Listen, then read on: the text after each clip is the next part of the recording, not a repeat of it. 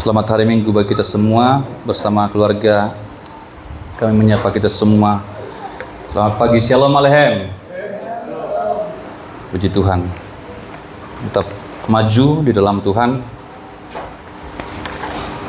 karena itulah yang Tuhan mau.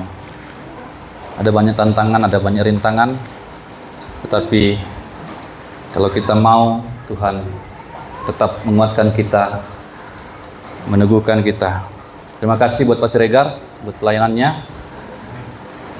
Beliau luar biasa, saya lihat ya, mempersiapkan semua. Ya, bahkan saya lihat ya, gerakan-gerakan tadi itu luar biasa ya. Itu harus dilatih Bapak Ibu ya. Sampai bisa begitu, berarti beliau juga bisa begitu. Karena beliau yang melatih. Dan itu yang Tuhan mau. Saya yakin, percaya bahwa ada banyak potensi di dalam diri kita masing-masing. Ada banyak karunia yang Tuhan titipkan, dan itu harus dilayankan, itu harus dipersembahkan kepada Tuhan. Karena karunia itu percuma saja atau bahkan diambil oleh Tuhan, seperti Tuhan mengambil talenta itu ketika talenta itu dikubur. Tuhan mengambil talenta itu dan memberikan kepada orang yang sungguh-sungguh mau melayani, mau menggandakan talentanya atau karunianya. Mari gereja ini terbuka untuk setiap orang yang mau melayani.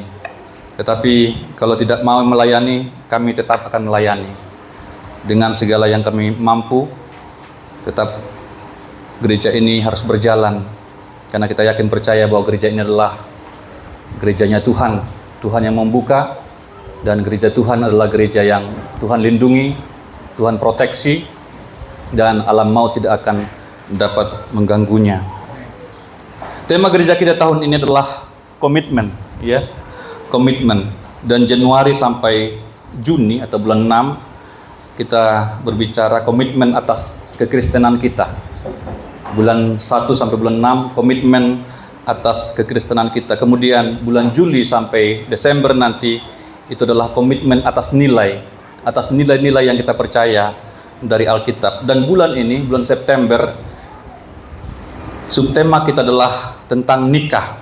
Maka saya harap juga kepada pembicara-pembicara, bapak-bapak pembicara, diperhatikan tema yang telah kita gumuli di hadapan Tuhan, bahwa tema bulan ini adalah tentang nikah, supaya kita terarah semua, sidang jemaat bisa mendapatkan bekal-bekal yang diperlukan dalam kehidupan mereka. Kita berbicara tentang nilai dari pernikahan,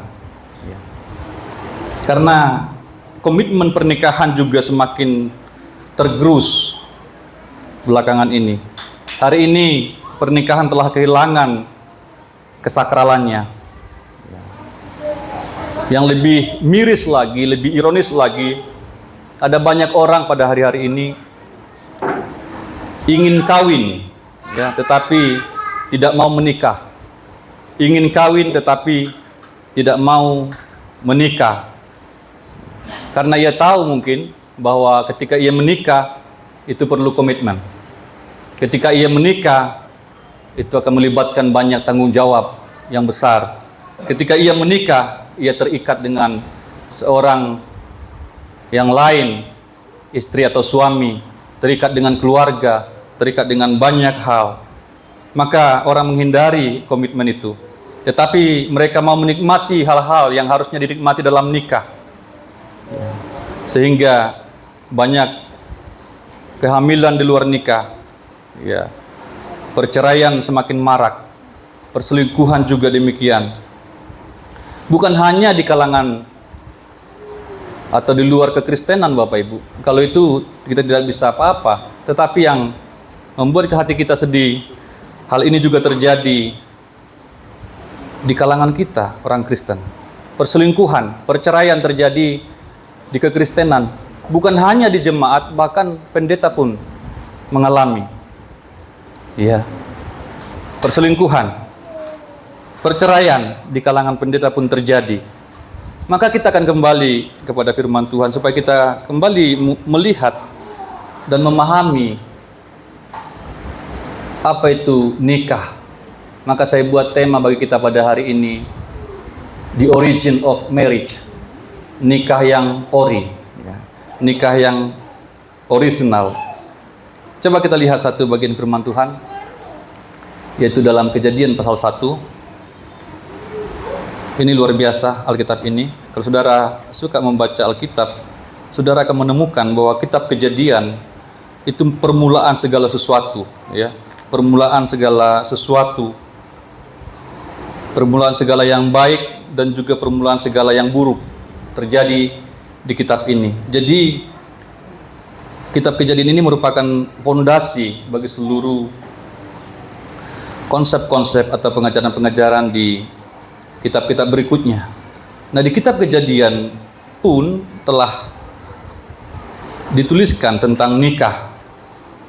Coba kita lihat, karena hanya ada 2 ayat yang saya akan sharingkan bagi kita pada siang hari ini, maka kita baca bersama-sama, ya.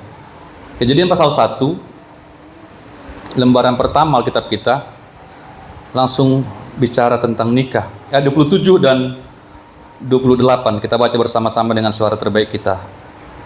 Saya pandu. 1, 2, 3. Allah menciptakan manusia menurut gambarnya. Menurut gambar Allah diciptakannya dia. Laki-laki dan perempuan diciptakannya mereka.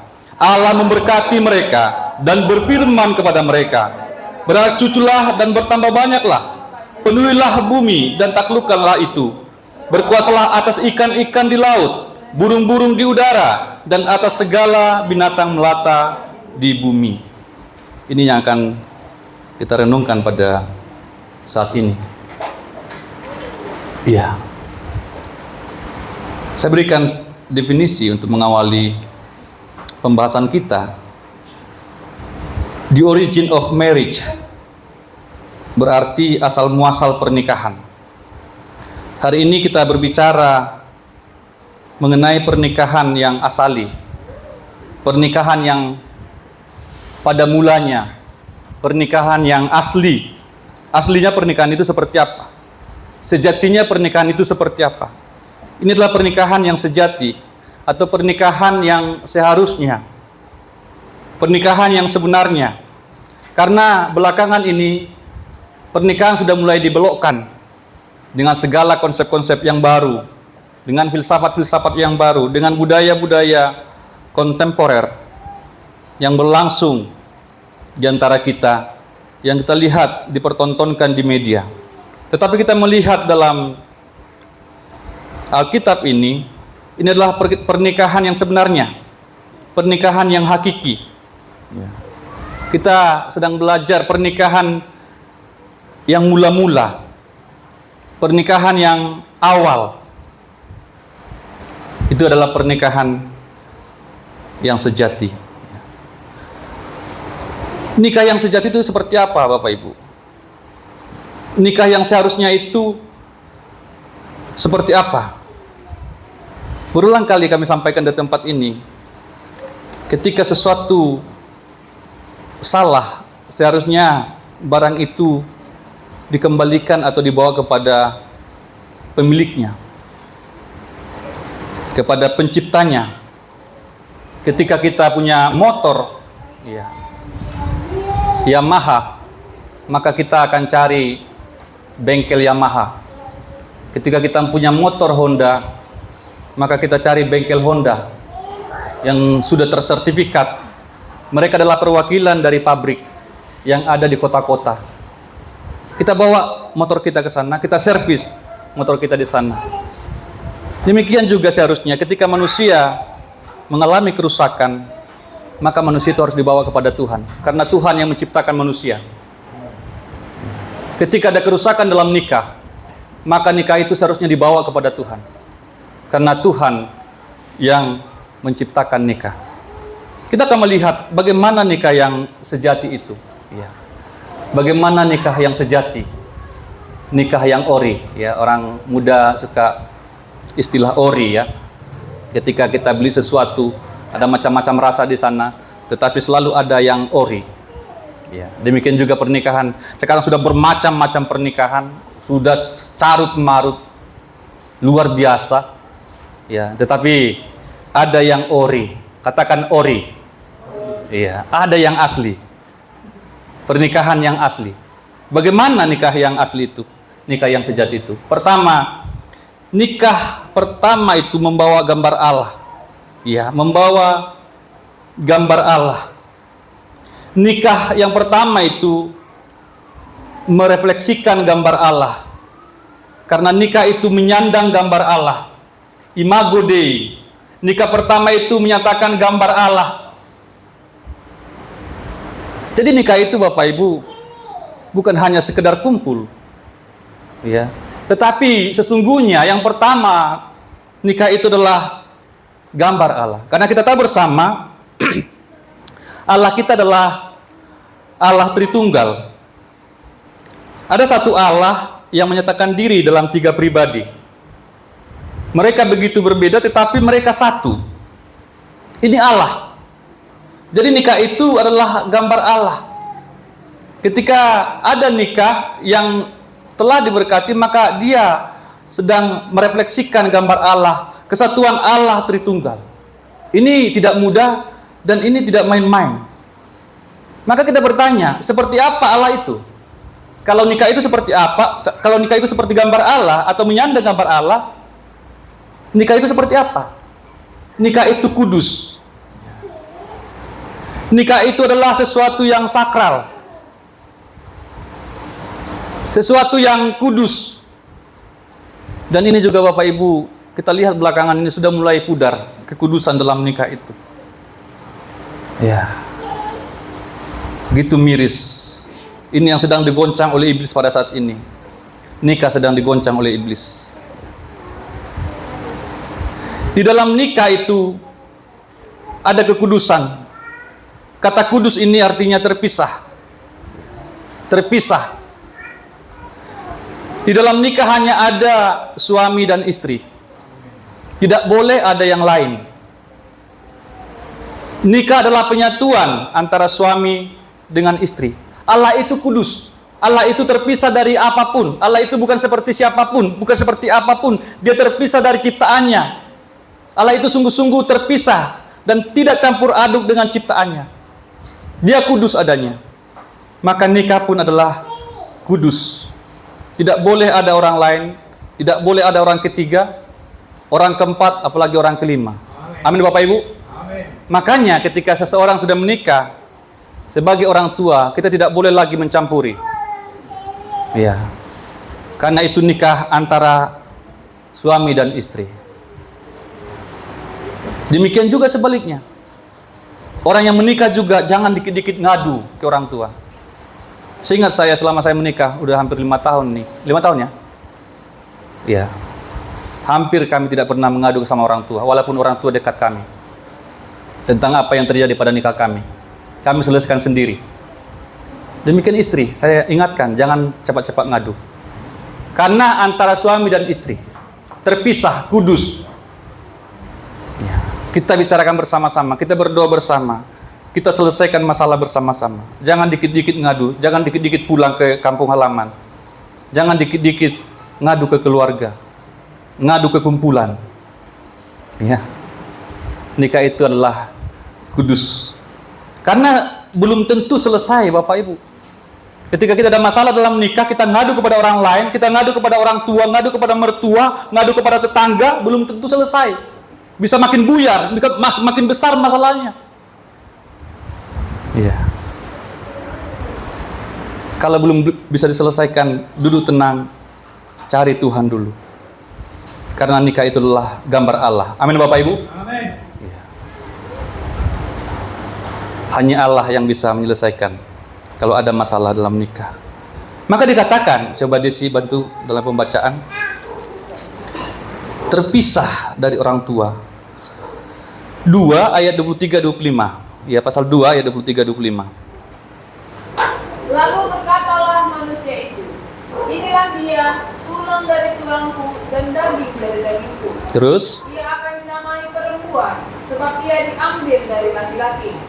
Sebab itu seorang laki-laki akan meninggalkan ayahnya dan ibunya dan bersatu dengan istrinya, sehingga keduanya menjadi satu daging. Ya. Mereka keduanya telanjang, manusia dan istrinya itu, tetapi mereka tidak merasa malu. Iya. Sebab itu seorang laki-laki akan meninggalkan ayahnya dan ibunya dan bersatu dengan istrinya sehingga keduanya menjadi satu daging. Ya, ini nikah. Ini nikah. Supaya terpisah maka laki-laki itu harus meninggalkan ayahnya dan ibunya. Ini berlaku secara fisik sebenarnya Bapak Ibu. Kalau saya boleh jujur Bapak Ibu ya, saya lebih senang kalau saya bisa meninggalkan kedua orang tua saya. Tetapi saya melihat tidak ada yang bisa bantu mereka di sini, maka saya di sini. Saya lebih senang kalau saya dengan istri saya tidak bersama dengan orang tua, supaya murni dia.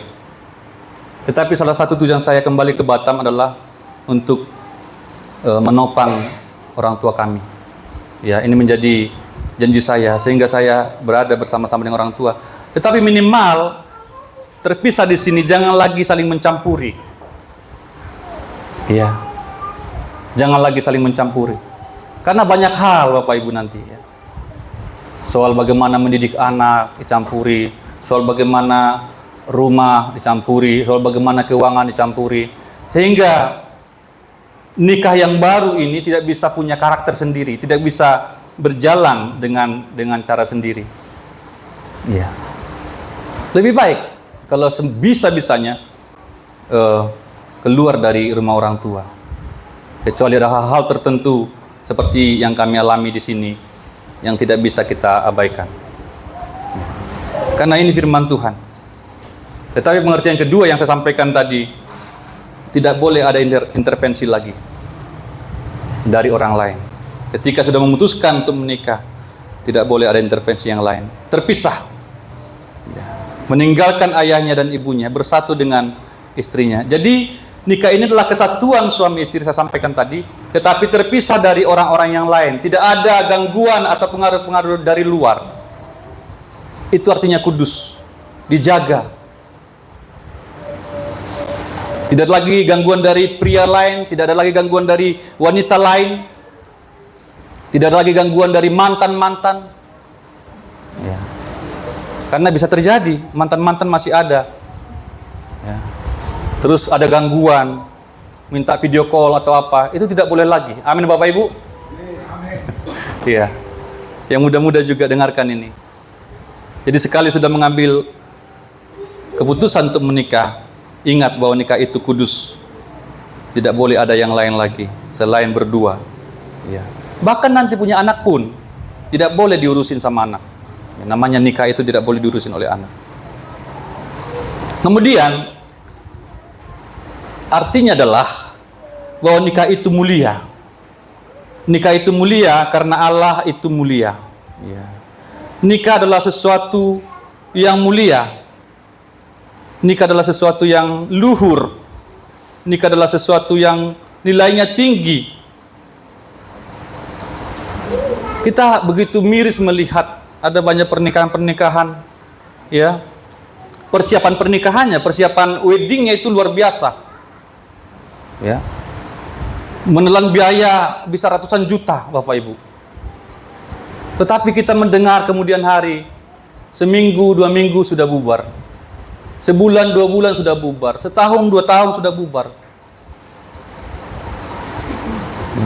Pernikahan, untuk mempersiapkan pernikahan itu begitu serius.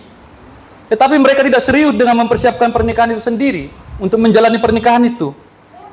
Sehingga yang terlihat tadi mulia, ya, di pesta itu mulia sekali, tetapi nikahnya sendiri menjadi hina, menjadi olokan ketika nikah itu bubar.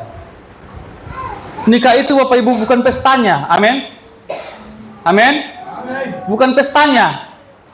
Tapi bagaimana setelah pesta itu? Jadi jangan dipaksakan, harus pestanya harus begini, begono.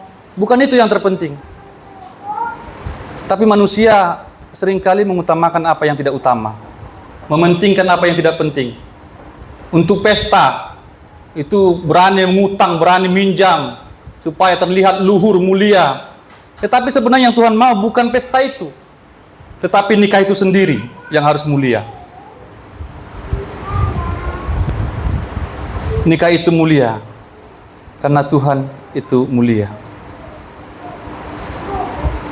Nikah yang Tuhan dirikan atau Tuhan ciptakan adalah nikah yang mulia antara Adam dan Hawa. Bagaimana caranya supaya nikah itu mulia dan dimuliakan? Supaya nikah itu hormat dan dihormati. Ya, saya catat di sini Bapak Ibu, sebelum menikah masing-masing pihak harus sadar bahwa dia adalah gambar Allah. Dari pihak wanita, dia harus sadar bahwa dia gambar Allah. Dari pihak pria atau laki-laki, dia sadar bahwa saya adalah gambar Allah. Maka dengan demikian nanti, kedua insan ini yang telah menyatu ini akan memuliakan nikahnya. Karena, catat ini Bapak Ibu, tujuan pertama dan utama pernikahan adalah memuliakan Allah. Tujuan pertama dan utama pernikahan adalah memuliakan Allah. Saya melihat ada banyak orang yang masuk ke pernikahan tetapi tidak punya konsep apa-apa tentang pernikahan. Tidak pernah belajar apa-apa tentang pernikahan. Jadi tidak tahu apa-apa tentang pernikahan tapi menikah. Tidak pernah belajar dari firman Tuhan, tidak pernah bertanya tentang pernikahan. Ini juga memang menjadi sesuatu yang sangat krusial. Ini sesuatu yang sangat penting, pernikahan ini sesuatu yang sangat penting, tetapi sepanjang kita sekolah tidak ada apanya, tidak ada mata kuliahnya, tidak ada mata pelajarannya. Ya. Bayangkan Bapak Ibu, sesuatu yang sangat penting tetapi tidak pernah dari SD, SMP, SMA mata kuliah pernikahan. Sampai kami kuliah pun tidak ada mata kuliah pernikahan. Sampai tua belum ada juga. Ya makanya bagi saya ini sesuatu yang sangat mengganggu. Sehingga dalam pernikahan itu uji coba aja, karena tidak punya konsep apa-apa. Ini Bapak Ibu, tujuan pertama dan utama pernikahan adalah memuliakan Allah. Gambar Allah. Laki-laki adalah gambar Allah, perempuan adalah gambar Allah. Dan tujuan mereka adalah memuliakan Allah. Mengapa Allah menciptakan manusia? Supaya manusia itu memuliakan Allah. Jadi ini seharusnya sudah terjadi sebelum orang itu menikah. Laki-laki itu sudah memuliakan Allah, sudah memuji Tuhan, sudah menyembah Tuhan, sudah melayani Tuhan. Perempuan juga demikian, sudah mengerti akan firman Tuhan, sudah mengenal Tuhan. Ketika masing-masing individu ini memuliakan Allah, maka nikah itu pun pasti nikah yang memuliakan Allah. Ini tujuan pernikahan. Gambar Allah. Yang kedua Bapak Ibu, laki-laki dan perempuan. Ini nikah yang sejati. Ini nikah yang pertama. Laki-laki dan perempuan. Katakan bersama-sama, laki-laki dan perempuan. 1, 2, 3. Pernikahan adalah hubungan antara laki-laki dengan perempuan. Ini pun sekarang sudah luar biasa. Orang tidak mau terima lagi konsep ini. Iya. Bayangkan Bapak Ibu, saya begitu miris melihat ini. Orang tidak percaya lagi dengan konsep ini. Tidak percaya lagi bahwa pernikahan itu adalah antara laki-laki dan perempuan. Mungkin bagi saudara, kenapa mesti belajar ini lagi? Iyalah laki-laki dan perempuan. Tetapi di luar sana, yang sedang mempengaruhi era kita, zaman kita, sudah menolak hal ini. Sudah laki-laki dengan laki-laki, perempuan dengan perempuan. Ya. Mereka sedang berjuang atas nama hak asasi manusia. Saya bebas dong mau menikah dengan siapa. Saya bebas dong mau menikah dengan apa. Pertama saya buat di sini, manusia dengan manusia. Pernikahan itu adalah manusia dengan manusia. Karena saya pernah baca, ya, ada orang, ya, menikah dengan laptop. menikahi laptopnya. Ini pernikahan macam apa ini? Menikah dengan hewan, kawin dengan hewan.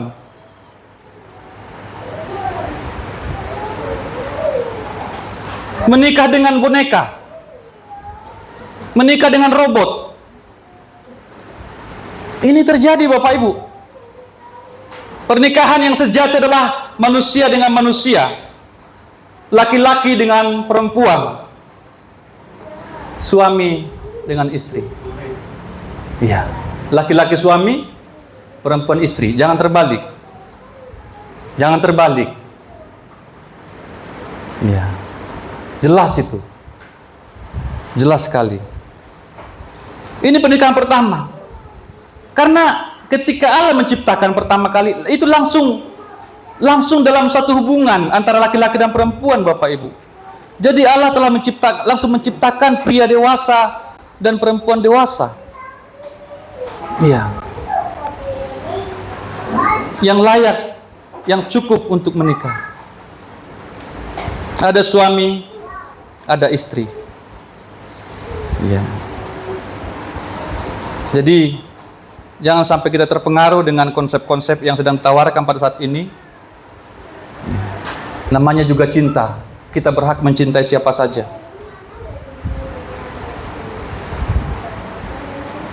Tapi ingat, pernikahan adalah manusia dengan manusia, laki-laki dan perempuan. Kalau engkau laki-laki cari perempuan, kalau engkau perempuan cari laki-laki. Berdoa untuk laki-laki. Jangan sampai ketukar. Karena nanti dalam pernikahan itu adalah suami dan istri. Itu akan menjadi ayah dan ibu.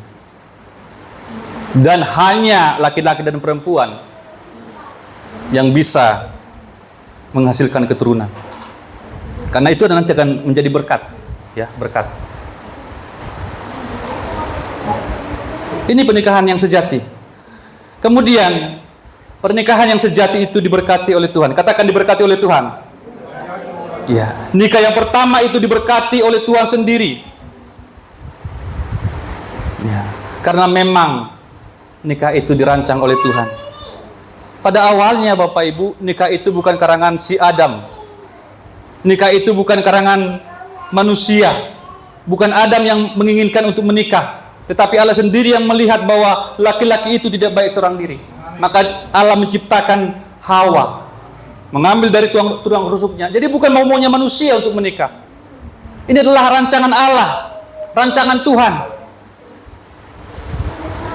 Dan dikatakan, saudara nanti ada waktu baca itu, Tuhan sendiri yang membawa Hawa kepada Adam.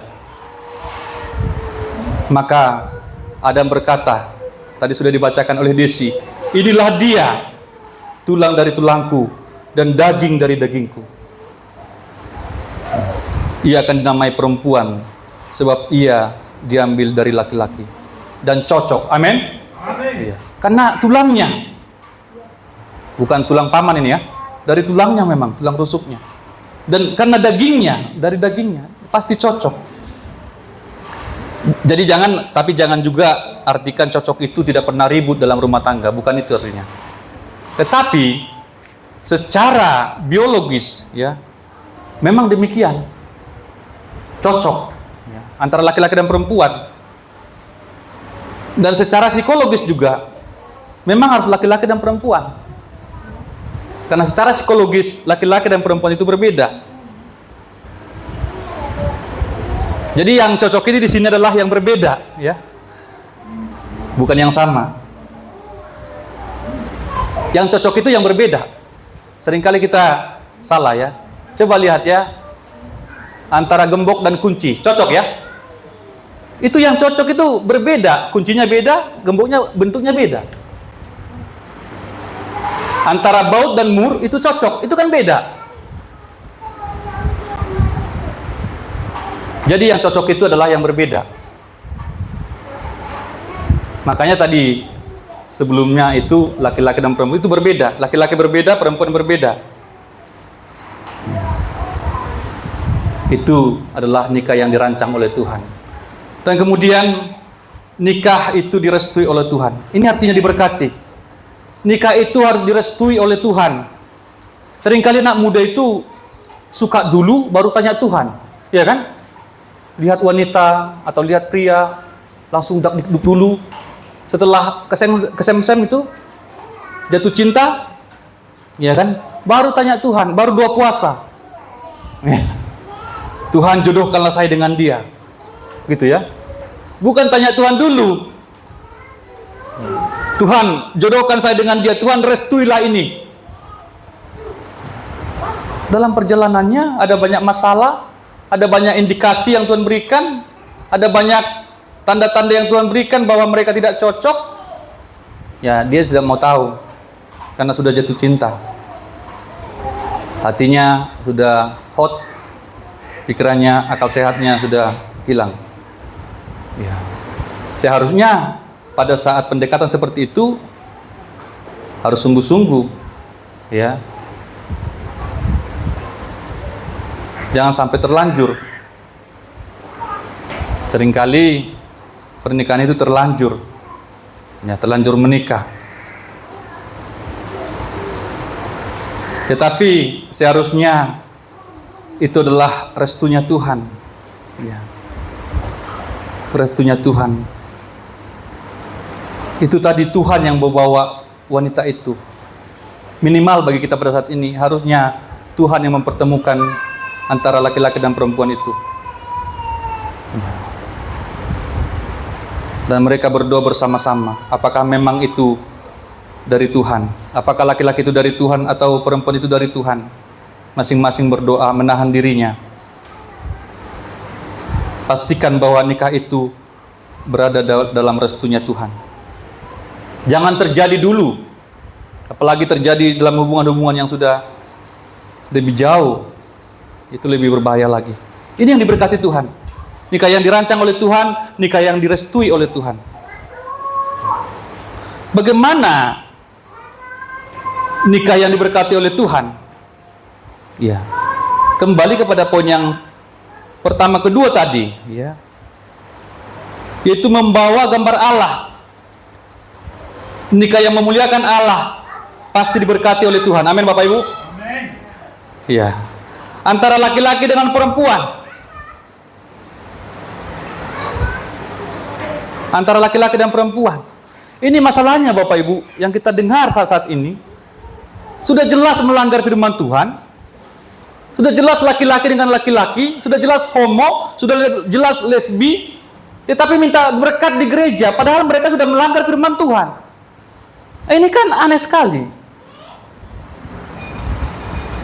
Firman Tuhan sudah jelas bahwa yang menikah itu atau pernikahan itu adalah antara laki-laki dan perempuan. Ya. Poin yang kedua tadi. Tetapi mengapa mereka itu sudah jelas-jelas laki-laki dengan laki-laki tapi minta diberkati di gereja?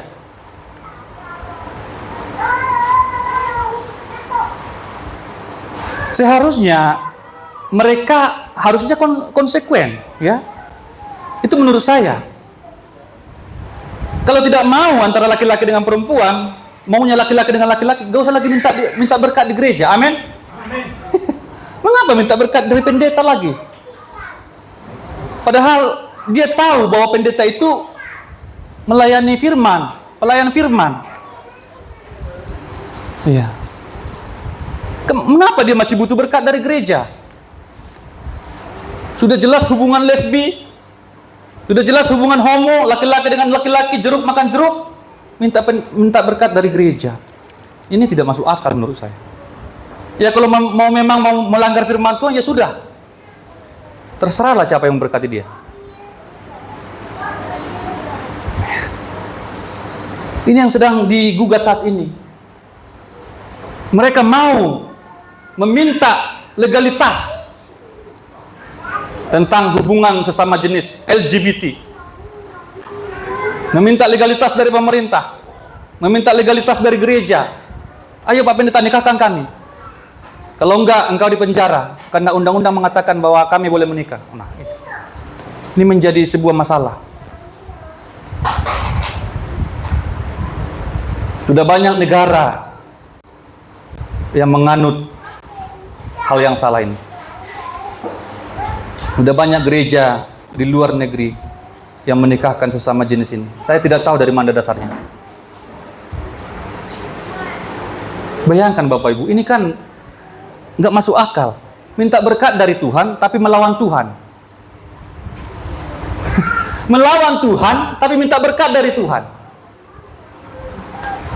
Melawan Tuhan tentang nikah, tapi tetap pengen diberkati oleh Tuhan. Kalau saudara pergi belanja atau kemana saja, ada di sana bonus atau apapun itu yang sifatnya pemberian atau hadiah, kan selalu ada syarat dan ketentuan berlaku. Benar ya? Kalau kamu beli begini, kamu dapat ini.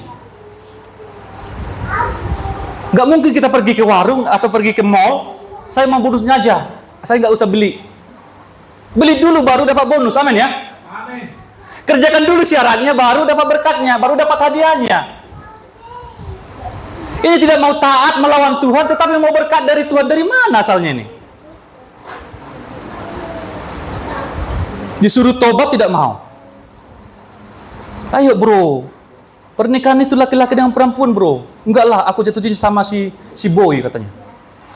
Laki-laki dengan laki-laki minta berkat di gereja. Ini tidak masuk akal sama sekali.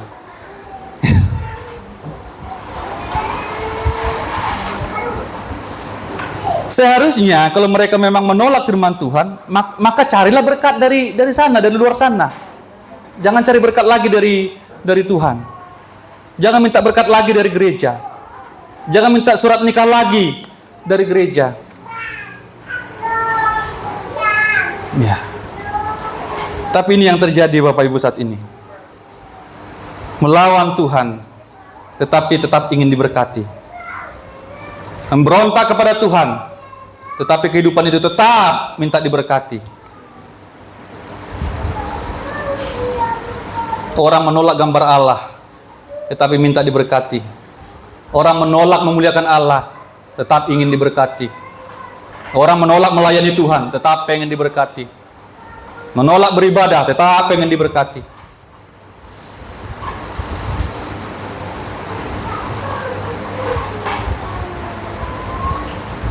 Seharusnya manusia itu ketika sudah salah, kembali dulu kepada Tuhan. Tuhan akan berkati, amin. Seperti anak yang hilang, anak bungsu yang hilang itu. Bapak itu tidak berkati dia di perantauan itu. Di tempat makan babi itu. Bapak itu tidak berkati dia di situ. Tetapi ketika anak itu pulang ke rumah, artinya kembali kepada bapaknya, maka dia diberkati kembali, amin. Ya, jadi kalau kita berdosa, pulang dulu, kembali dulu. Maka Tuhan akan pulihkan kita, Tuhan akan kembalikan berkat kita. Ya. Nikah yang pertama langsung diberkati oleh Tuhan. Karena memang pada saat itu Tuhan sendiri yang mengatur pernikahan sedemikian, langsung diberkati oleh Tuhan. Kemudian yang terakhir, beranak cucu. Nikah yang pertama adalah nikah yang dimaksudkan untuk beranak cucu. Tetapi ingat, diberkati dulu sebelum beranak cucu. Ya, diberkati dulu sebelum beranak cucu. Urutan Alkitab sangat jelas. Nikah dulu baru kawin. Diberkati dulu baru punya anak. Diberkati dulu baru berketurunan. Dan itu adalah berkat bagi pernikahan. Karena saya melihat dan saya mengamati hampir setiap hubungan di luar pernikahan, hubungan suami istri di luar pernikahan, ya, dan menghasilkan anak atau menghasilkan keturunan, selalu saya perhatikan, atau pada umumnya, ini adalah anak yang tidak diharapkan. Kedua pasangan ini, kedua orang ini gelisah. Gimana cara menggugurkan ini? Supaya saya jangan malu, supaya keluarga saya tidak malu. Perempuan gelisah untuk menggugurkan. Tetapi, kalau anak itu lahir dalam pernikahan yang kudus tadi, pasti kedua orang tua senang dan bahagia. Amin. Ini yang Tuhan maksud sebenarnya. Makanya diberkati dulu, menikah dulu, baru beranak cucu. Mengapa harus demikian? Karena untuk melanjutkan generasi. Melanjutkan generasi manusia. Sekarang juga Bapak Ibu Saudara, ada yang sedang viral, ya. Namanya child free, ya, child free. Kondisi ketika seseorang atau pasangan memutuskan untuk tidak memiliki keturunan, bebas anak. Ya, saya mau menikah tetapi saya tidak mau punya anak. Ada sekarang gerakan seperti ini. Menikah tetapi tidak mau punya anak. Banyak alasan. Punya anak itu repot katanya. Punya anak itu buat pusing. Punya anak itu banyak biaya. Punya anak itu nanti saya tidak bisa ngurusin dia. Nanti saya tidak sanggup mendidik dia. Sehingga mereka memutuskan tidak mau punya anak. Tetapi Tuhan mau pernikahan itu beranak cucu. Coba Desi. 29 tadi. 28 ya, 28. Masih 28 ya, silakan. Allah memberkati mereka. Iya. Lalu Allah berfirman kepada mereka. Iya. Beranak cuculah dan bertambah banyak. Penuhilah bumi dan taklukkanlah itu. Berkuasalah atas ikan-ikan di laut dan burung-burung di udara dan atas segala binatang yang merayap. Iya. Beranak cuculah dan bertambah banyak. Ya, untuk melanjutkan generasi. Ya. Tuhan mau bahwa pasangan itu atau pernikahan itu menghasilkan anak cucu dan manusia bertambah banyak. Ya. Ini konsep dari Tuhan. Dan berkat anak itu adalah dari Tuhan. Atau dengan kata lain, anak itu adalah berkat dari Tuhan. Amin Bapak Ibu. Amin. Jangan sampai ada orang berpikir anak itu gangguan. Anak itu merepotkan. Walaupun kita repot, walaupun kita jangan sampai kita berpikir atau memiliki hati seperti itu. Anak itu adalah berkat dari Tuhan. Dan ini adalah firman Tuhan. Ini adalah berkat Tuhan kepada orang yang menikah supaya beranak cucu dan bertambah banyak. Ya. Saya catat di sini Bapak Ibu, bila memang satu pasangan tidak memiliki anak, biarlah itu menjadi keputusan Tuhan sendiri dan bukan keputusan manusia. Mengerti Bapak Ibu ya? Bukan kita yang memutuskan saya tidak mau punya anak. Tetapi kalau memang Tuhan izinkan, karena memang ada beberapa yang saya kenal, termasuk rekan hamba Tuhan, ya, yang tidak punya anak. Tidak punya anak. Sudah belasan tahun mereka menikah, belum punya anak. Ya. Kalau itu memang terjadi, biarlah itu keputusan dari Tuhan. Karena berkat dari Tuhan adalah beranak cucu. Beranak cucu. Kalau ada pasangan, Tuhan izinkan sedemikian, biar itu keputusan Tuhan, tetapi bukan keputusan kita. Karena sudah jelas konsep firman Tuhan. Nah di sini Bapak Ibu, saya mau menyampaikan satu logika bagi Bapak Ibu Saudara. Setiap pemikiran, setiap konsep, ya, contohnya yang tadi, child free, ya, bebas anak, itu bisa diuji. Dengan cara bagaimana? Dengan cara, andaikan semua menerapkan hal ini, semua yang menikah tidak mau punya anak, kira-kira bagaimana? Ya, manusia akan punah. Jadi ini yang membuktikan bahwa konsep child free itu tidak benar. Karena ketika semua manusia berpikir seperti itu, manusia akan punah. Dan Tuhan tidak mau hal itu terjadi. Tuhan mau supaya manusia itu bertambah banyak dan memenuhi bumi. Itu yang merupakan alasan atau argumentasi bahwa konsep atau pemikiran child free itu tidak mungkin berasal dari Tuhan, tidak mungkin benar. Jadi anak-anak muda ya, perhatikan ya. Kalian pasti terekspos dengan hal-hal seperti itu. Banyak sekarang kan child free, bergandengan, ya kan, kemana-mana sampai tua tidak punya anak. Saya katakan, kalau itu memang Tuhan izinkan seperti itu, ya, itu dari Tuhan. Itu keputusan Tuhan, bukan keputusan kita sebagai manusia. Karena beranak cucu ini adalah tujuan Tuhan yang kedua. Ya, tujuan Tuhan yang kedua. Jangan salah pula ya. Saya pertajam di sini. Saya katakan tadi pada poin sebelumnya, tujuan pertama dari pernikahan adalah untuk memuliakan Allah. Tujuan pertama pernikahan adalah untuk memuliakan Allah. Sementara ini beranak cucu Ini merupakan tujuan yang kedua. Mengapa? Ya. Untuk menjaga komitmen pernikahan itu. Kalau tujuan yang kedua belum tercapai, maka masih ada tujuan pertama yang harus digenapi. Ya.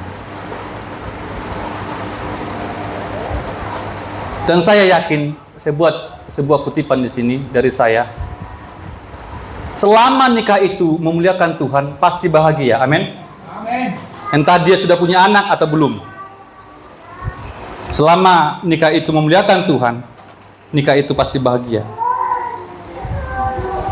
Sekali lagi saya pertajam Bapak Ibu.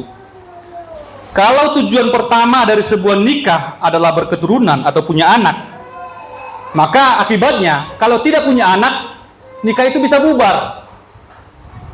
Tadi saya sampaikan ada beberapa contoh pernikahan tidak punya anak. Suami istri sudah puluhan tahun tidak punya anak. Maka kalau tujuannya adalah untuk punya anak, nikah itu bubar.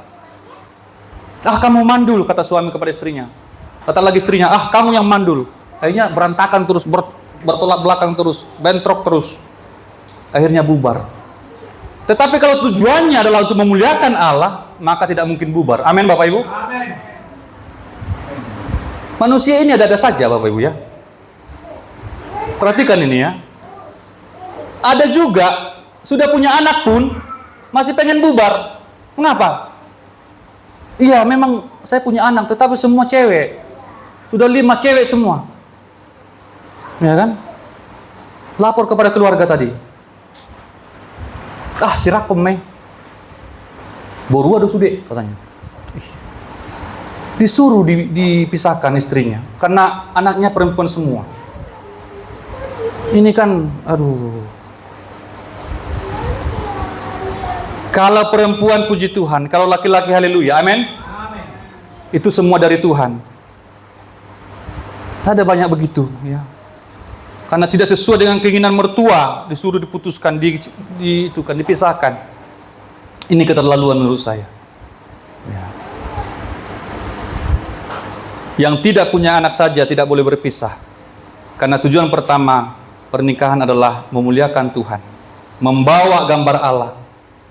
Artinya dengan melihat nikah kita, orang melihat Tuhan. Amin. Itu artinya memuliakan Allah. Dengan anak-anak atau tetangga melihat pernikahan kita, mereka melihat Tuhan. Rahasia, ya, ada rahasia-rahasia dalam nikah. Termasuk menurut saya, beberapa kali saya sampaikan dari tempat ini, mengapa satu pernikahan atau satu pasangan itu tidak memiliki anak. Padahal mereka kita lihat adalah orang-orang yang sungguh-sungguh dengan Tuhan. Mereka sungguh-sungguh merindukan kelahiran anak. Ya, mereka berdoa, mereka melakukan berbagai cara untuk memperoleh keturunan. Kalau saudara bertanya kepada saya, mengapa bisa terjadi seperti itu? Bisa ada pernikahan, ada pasangan yang tidak memiliki keturunan. Saya pun tidak tahu Bapak Ibu. I don't know. Itu misteri ilahi. Itu rahasia Allah. Saya jujur, saya tidak tahu mengapa demikian. Tetapi ingat, meskipun belum punya anak, ingat bahwa tujuan pertama pernikahan adalah memuliakan Allah. Saya tutup di sini Bapak Ibu untuk mengakhiri perjumpaan kita. Kita baca bersama-sama satu kalimat lagi untuk mengakhiri khotbah saya hari ini. 1, 2, 3. Nikah yang sejati pasti diberkati oleh Tuhan. Kalau nikah kita kembali kepada nikah yang awal, nikah yang dirancang oleh Tuhan, yang diciptakan oleh Tuhan, diprakarsai oleh Tuhan, pasti diberkati oleh Tuhan. Ini firman Tuhan bagi kita pada siang hari ini. Saya serahkan selanjutnya kepada Bapak Gembala. Silakan Bapak Gembala.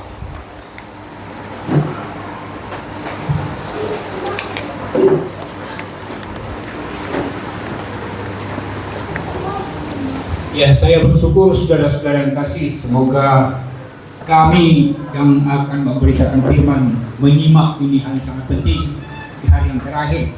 Disinggung tadi child free. Kebetulan tadi saya baca saudara yang kasih. Ada WA LGBT. Kita saudara Naga yang memulasi child free. Bagaimana mungkin mereka menembakkan setuju saudara-saudara yang sama anak. Ya beranak tutukanlah rumah tapi mereka belum menyangka berbeda yang kasih. Dan GPT, presidentnya GPT, saya katakan itu yang kasih. Ada yang setuju, wah jangan punya anak ini sulit nanti mendidik, kalau sama mendidiknya berdosa sama Tuhan. Segala macam saudara yang kasih. Itu alasan yang sangat luar biasa. Kita pikirkan ini dan tenaga yang dapat diselesaikan. Jika kita sangat penting, luar biasa pentingnya saudara yang kasih. Dikatakan keturunan adalah mahkota. Ya, keturunan adalah mahkota. Amin.